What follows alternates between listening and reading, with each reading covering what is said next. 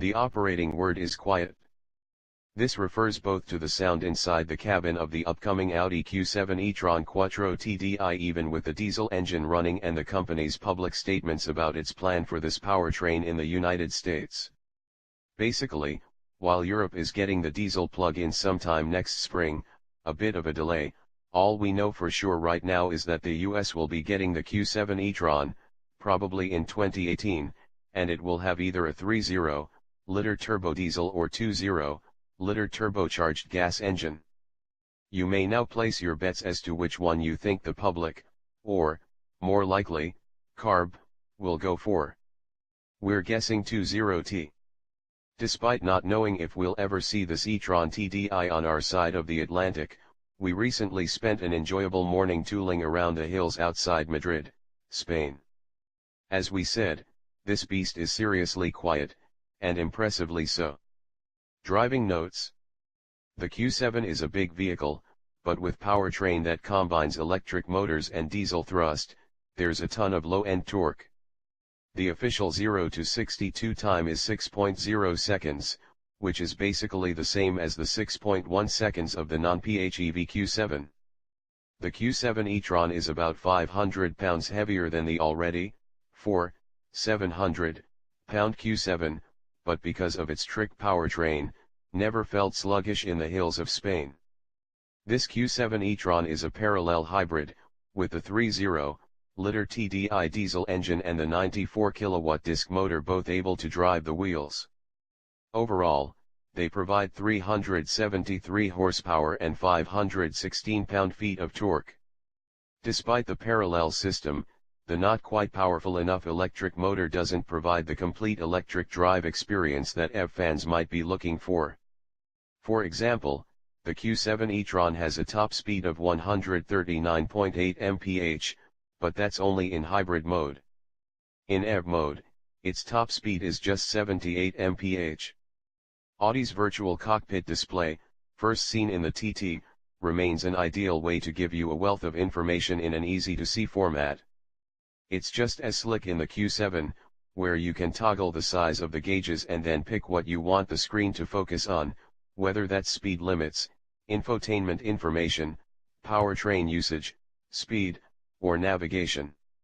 Without trying to bring up the ongoing diesel scandal here and questions about official figures, Audi's press release from March 2015 that detailed the specifics of this PHEV says that the Q7 e-tron consumes no more than 1.7 liters of fuel per 100 kilometers, 138.4 US mpg, in the NEDC cycle. Those may be the original test cycle figures, but during our drive, we saw a 5.3 liters/100 kilometers, 44 mpg, average when the diesel engine was running. Granted, the engine only burned fuel during 35% of the drive. In battery mode, we observed 12.6 kWh per 100 kilometers.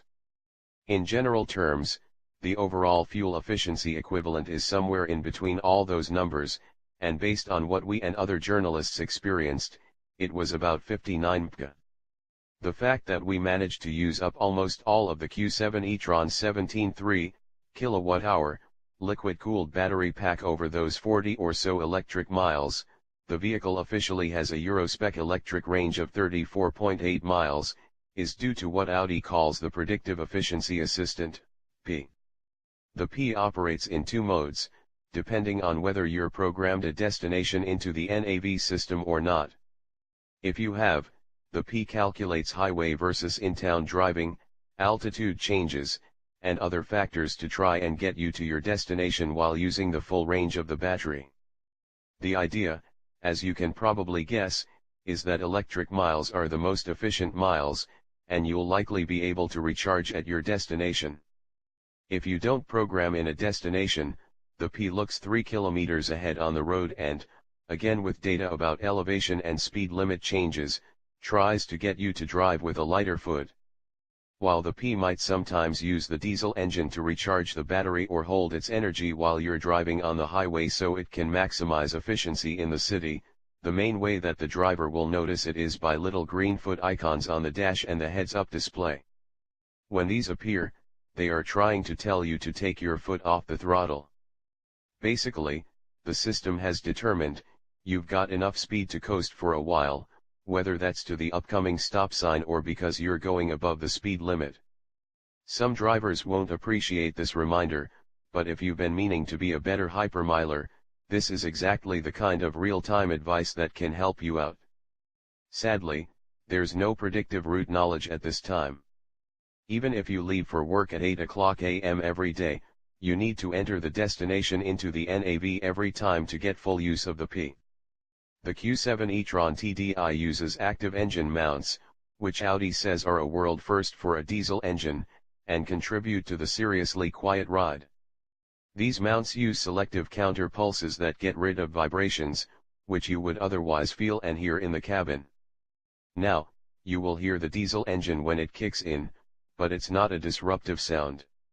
It's just there, sort of in the background, reminding you that this isn't a fully electric vehicle. The noise is a lot more noticeable outside the Q7 than inside it. Of course, all of this good stuff isn't going to come cheap. While no price for the US has been announced, obviously, the diesel-powered Q7 e-Tron will start at €80,500 in Germany when it goes on sale there next spring. That's just over $86,000 at current exchange rates. Still, we might not even get this Q7 in the form we tested. But the fact that it's available elsewhere, and that Audi is exploring the option of bringing it to the US, is a good sign. Thanks for watching.